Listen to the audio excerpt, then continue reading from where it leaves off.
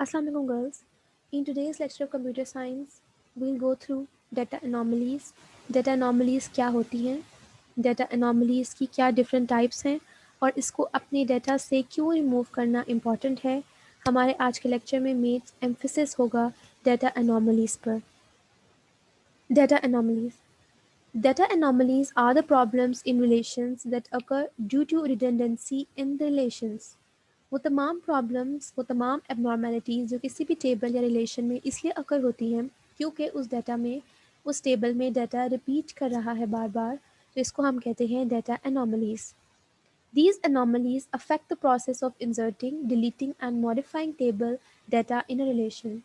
ये anomalies, ये abnormalities या problems किस चीज़ को अफेक्ट करती हैं? जब आप अपने टेबल में किसी नए डाटा को इंसर्ट करते हैं, जब आपने टेबल में से किसी डाटा को डिलीट करना हो या टेबल में से किसी डाटा को अपडेट करना हो, तो ये तमाम anomalies तब आपको प्रॉब्लम क्रिएट करती हैं आपके रिलेशन में, आपके डेटाबेस में. Some important data may be lost if a relation is updated that contains database anomalies. Database anomalies जिस रिलेशन में मौजूद हो और उस रिलेशन के अगर आप किसी डाटा को अपडेट करते हैं तो आपके भी बहुत से प्रॉब्लम्स अराइज हो सकते हैं. आपका बहुत सा कोई इम्पॉर्टेंट डाटा आपके रिलेशन से डिलीट हो सकता है, जो कि आपके लिए इम्पॉर्टेंट था, जो क्रूशल था, वो डिलीट हो सकता है. इसलिए डेटाबेस एनॉमलीज को रिलेशंस और अपने टेबल से हमें रिमूव करना होता है. It is important to remove these anomalies in order to perform different processing on the relation without any problem. अपने टेबल से अपने टेबल पर डिफरेंट टाइप ऑफ प्रोसेसिंग को परफॉर्म करने के लिए, प्रोसेसिंग का मतलब क्या है, डाटा को इंसर्ट करना, डाटा को डिलीट करना या डाटा को मॉडिफाई करना, इनको सही तरीके से किसी भी रिलेशन पे अप्लाई करने के लिए इन एनॉमलीज़ को, इन एबनॉर्मेलिटीज़ को अपने टेबल से रिमूव करना ज़रूरी है.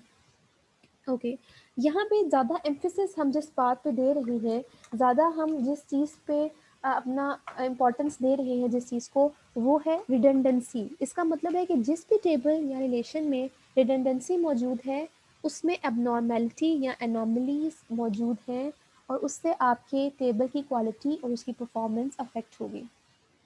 Now coming towards an example, आप लोग एक टेबल देख सकते हैं. इसमें डिफरेंट फील्ड्स हैं like customer ID, name, salesman and region. Customer का आईडी, कस्टमर का क्या नेम है, उसको कौन सा सेल्समैन सर्व करेगा और वो सेल्समैन किस रीजन से रिलेटेड है, वो इन्फॉर्मेशन इसमें गिवन है. गर्ल्स आप लोग इधर देखिए, तो जहाँ जहाँ सेल्समैन ए है, हेयर एंड हेयर, आप देख सकते हैं कि रीजन है साउथ. इसका मतलब है कि salesman A belongs to region south. Similarly salesman B belongs to region west. Salesman B belongs to region waste.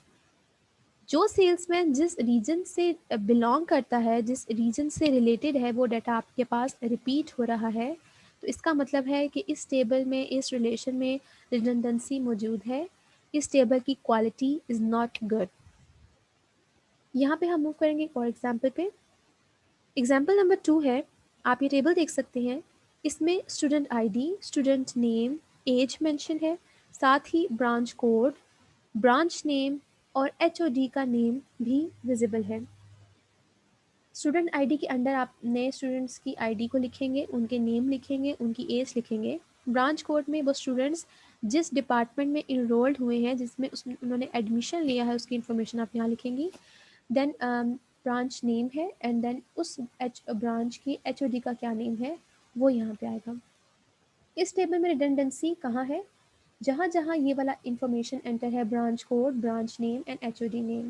Because जहाँ जहाँ ब्रांच कोड 101 है, आप देखें वहाँ आपका ब्रांच नेम है CS और एचओडी का नेम है XYZ. सिमिलरली जहाँ पे आपका ब्रांच कोड 102 है, branch name is ME and HOD name is ABC. Similarly last है आपका 103 SE और एचओडी नेम है आपका UVW. तो इस टेबल में repetition of data is present. Data bar bar repeat हो रहा है. इसका मतलब है कि रिडंडेंसी इस टेबल में भी मौजूद है और इस टेबल की भी क्वालिटी इज़ नॉट गुड और ये नॉर्मली क्रिएट करेगा, ये एबनॉर्मेलिटीज़ क्रिएट करेगा आपके टेबल और आपके रिलेशन में. As we have gone through what is database anomalies, अब हमारा emphasis होगा what are the types of database anomalies. There are three different types of database anomalies. Number one is insertion anomaly, number two is deletion anomaly, and number three is modification anomaly. We'll go through them one by one. सबसे पहले है insertion anomaly. The insertion anomaly occurs when a new data is inserted in the relation. जब भी आप किसी ऐसे table में जिसमें रिडंडेंसी मौजूद है और एक नया डाटा एंटर करने की कोशिश करती हैं, तो जो एनोमली अकर होगी वो होती है insertion anomaly. In this anomaly, user cannot insert a fact about an entity until he has an additional fact about another entity. User तब तक किसी भी एक नई एंटिटी की इंफॉर्मेशन को एंटर नहीं कर सकता जब तक कि उसके पास दूसरी एंटिटी के लिए भी एडिशनल फैक्ट मौजूद ना हो. इसको अगर हम रिलेट करें अपनी लास्ट एग्जांपल से जो कि मैंने आपको स्टूडेंट की दी थी, तो जब तक आपके पास एक नया डिपार्टमेंट फॉर एग्जांपल अगर आपका बनता है और उसमें अभी तक कोई स्टूडेंट इनरोल नहीं हुआ, तो आप उस डिपार्टमेंट की इंफॉर्मेशन को एंटर नहीं कर सकते जब तक कोई स्टूडेंट उसमें इनरोल्ड नहीं हो जाता. सिमिलरली कोई एक नया स्टूडेंट है जिसने इनरोलमेंट इस यूनिवर्सिटी में कर ली है लेकिन अपना डिपार्टमेंट नेम अभी सेट नहीं किया, तो आप उस स्टूडेंट की इंफॉर्मेशन को भी एंटर नहीं कर सकते जब तक कि आपके पास डिपार्टमेंट की इंफॉर्मेशन ना हो. सो दोनों की इंफॉर्मेशन का होना ज़रूरी है, तभी आप किसी नए डाटा को अपने रिलेशन में एंटर कर सकते हैं. So this was insertion anomaly. Number second is deletion anomaly. The deletion anomaly occurs when a record is deleted from the relation. In this anomaly, the deletions of facts about an entity automatically delete the fact of another entity. ये anomaly तब अकर होती है जब आप किसी ऐसे relation जिसमें already redundancy मौजूद है किसी रिकॉर्ड को डिलीट करने की कोशिश करती हैं. In this anomaly, the deletion of facts about an entity automatically delete the fact about an other entity. अगर आपने डिपार्टमेंट में से किसी स्टूडेंट की इंफॉर्मेशन को डिलीट करना है तो डिपार्टमेंट की इंफॉर्मेशन भी डिलीट हो जाएगी. So this is wrong. ऐसा नहीं होना चाहिए. अगर आप किसी एक चीज़ को डिलीट करते हैं तो उसका रिलेशन, उसका जो ताल्लुक है या उससे अफेक्ट आपके ब्रांच पे, आपके डिपार्टमेंट पे नहीं पड़ना चाहिए. So this was the second type of deletion anomaly. Number three is modification anomaly. The modification anomaly occurs when the record is updated in the relation. जब जब आप किसी ऐसे टेबल में जिसमें रिडंडेंसी मौजूद है और उसमें नए रिकॉर्ड को किसी रिकॉर्ड को अपडेट करने की कोशिश करती है, तो जो anomaly आपको विजिबल होती है वो है modification anomaly. In this anomaly, the modification in the value of a specific attribute requires modification in all records to which the value occurs. अगर आपने किसी एक वैल्यू में मॉडिफाई करना है तो जिस जिस टेबल के रिकॉर्ड में वो वैल्यू मौजूद है आपको वहाँ सब जगह पे जाके अपडेट करना पड़ेगा रिकॉर्ड को. तो इस तरह से आपका टाइम भी वेस्ट होगा और आपकी स्पेस भी वेस्ट होगी. So I'll give you an overview of the three types of insertion anomalies. Number one, first is insertion anomaly. Insertion anomaly तब होती है जब आप किसी ऐसे टेबल जिसमें रिडंडेंसी मौजूद है उसमें डाटा को एंटर करने की कोशिश करती हैं. आप कभी किसी एक एंटिटी की इंफॉर्मेशन को एंटर नहीं कर सकती जब तक कि आपके पास दूसरे एंटिटी से रिलेटेड कोई एडिशनल फैक्ट मौजूद ना हो. डिलीशन अनोमली, ये अनोमली तब अकर होती है, तब एग्जिस्ट करती है जब आप किसी ऐसे रिलेशन जिसमें रिडंडेंसी मौजूद है किसी भी रिकॉर्ड को डिलीट करने की कोशिश करती हैं. Deletion of facts of one entity, अगर आपने किसी एक फैक्ट डिलीट किया है एक एंटिटी का तो उससे दूसरा जो रिलेशन है, दूसरा जो रिकॉर्ड है उसको भी अफेक्ट होगा.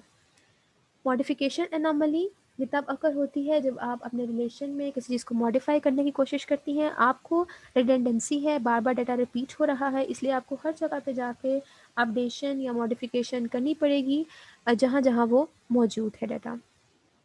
हम एग्जाम्पल के साथ अपनी इस एनोमलीज को रिलेट करती हैं.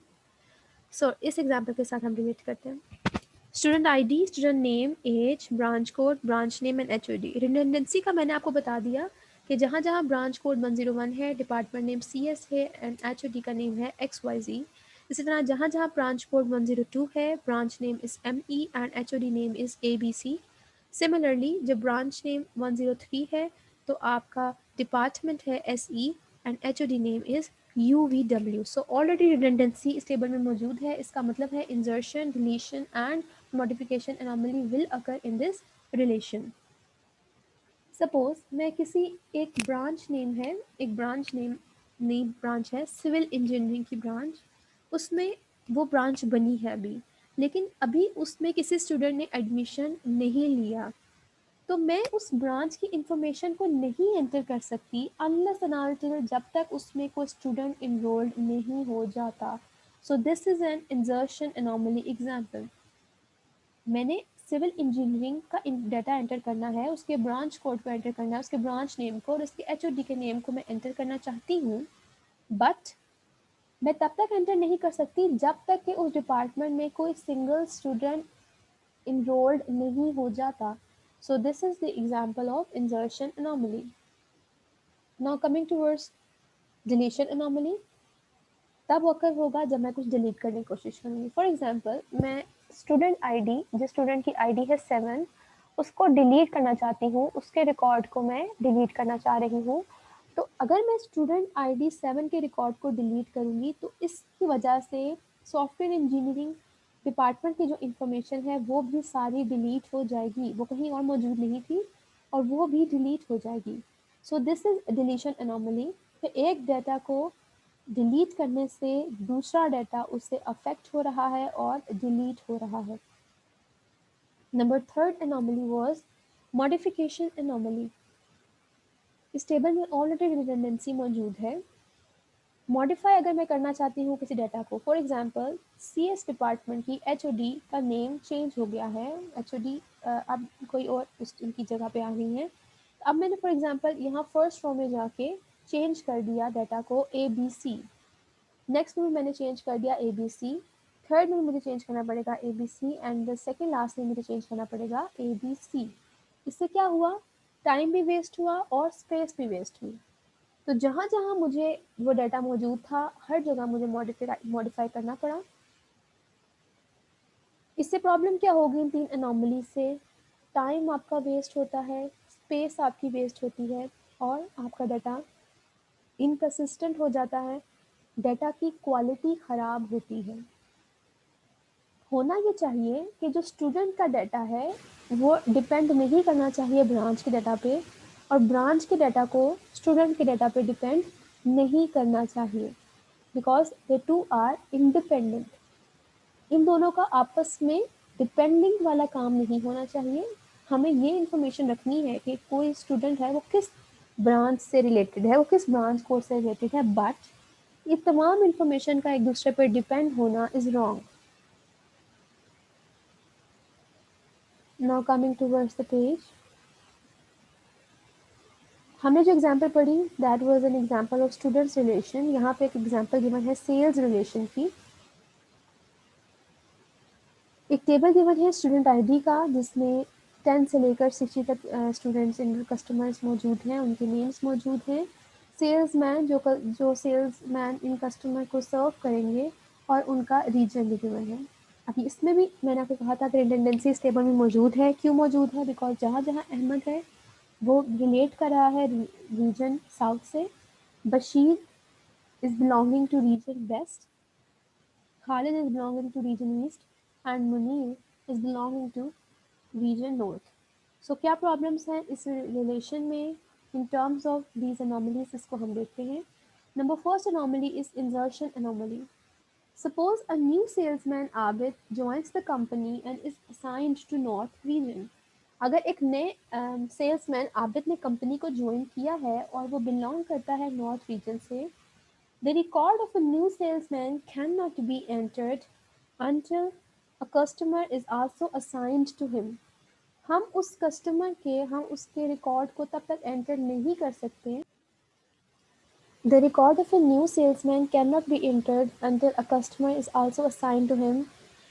आप तब तक उस सेल्समैन के रिकॉर्ड को एंटर नहीं कर सकती जब तक कि कोई एक नया कस्टमर आप उसको असाइन नहीं करती उस सेल्समैन को। क्यों नहीं ऐसा हो सकता, बिकॉज कस्टमर आईडी इस टेबल की प्राइमरी की है। आपको कस्टमर के डाटा को एंटर करना है तभी आप सेल्समैन के डाटा को एंटर कर सकती हैं। आप किसी सेल्समैन के डाटा को एंटर नहीं कर सकती जब तक कस्टमर का डाटा एंटर नहीं हुआ हुआ। So this is a insertion anomaly, ऐसा नहीं होना चाहिए। सेल्समैन को कस्टमर पे डिपेंड नहीं करना चाहिए। अगर वो कर रहा है तो ये एरर है, रिडंडेंसी है, एनॉमली मौजूद है आपके रिलेशन में, जिसको आपको रिमूव करना चाहिए। Deletion anomaly.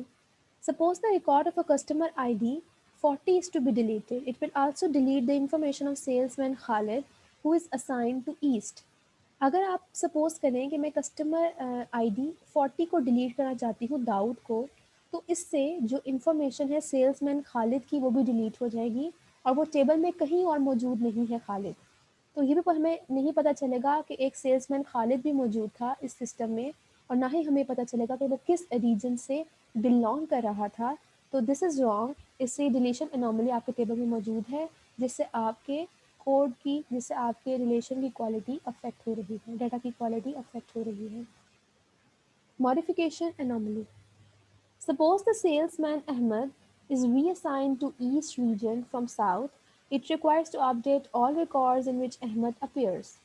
सपोज करें कि अहमद का जो रीजन है वो अब साउथ से चेंज होके ईस्ट हो गया है, तो जहाँ जहाँ सेल्समैन अहमद मौजूद है हमें उन तमाम जगहों पे उसके रीजन को ईस्ट सेट करना होगा। इससे हमारा टाइम वेस्ट होगा, इससे हमारी स्पेस भी अफेक्ट होगी, और इससे जो एनॉमली आपके टेबल में आई है वो है मॉडिफिकेशन एनॉमली।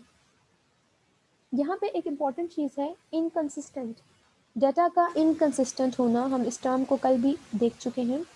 डाटा इनकंसिस्टेंट तब होती है, जैसे अभी मैंने आपको एग्जांपल दी कि अहमद बिलोंग कर रहा है रीजन साउथ से। अब मैंने हर जगह पे जहाँ पे भी अहमद बिलोंग कर रहा है उसके डाटा को चेंज करके साउथ से ईस्ट करना है। तो अब हो सकता है कि मैं कुछ जगह पे ईस्ट कर दूँ और कुछ जगह पे मैं भूल जाऊँ। तो ये डाटा को अगर मैं भूल गई हूँ और कहीं पे अपडेट करना, तो इससे क्या होगा कि अहमद साउथ रीजन से भी बिलोंग कर रहा है और ईस्ट रीजन से भी बिलोंग कर रहा होगा। सो इस तरह से आपका टेबल, आप में डाटा कंसिस्टेंट नहीं रहेगा। डाटा कंसिस्टेंट तब होता है जब वो हर जगह पे सेम हो। यहाँ पे आपका डाटा चेंज है तो इसका मतलब है कि आपका डाटा कंसिस्टेंट नहीं है।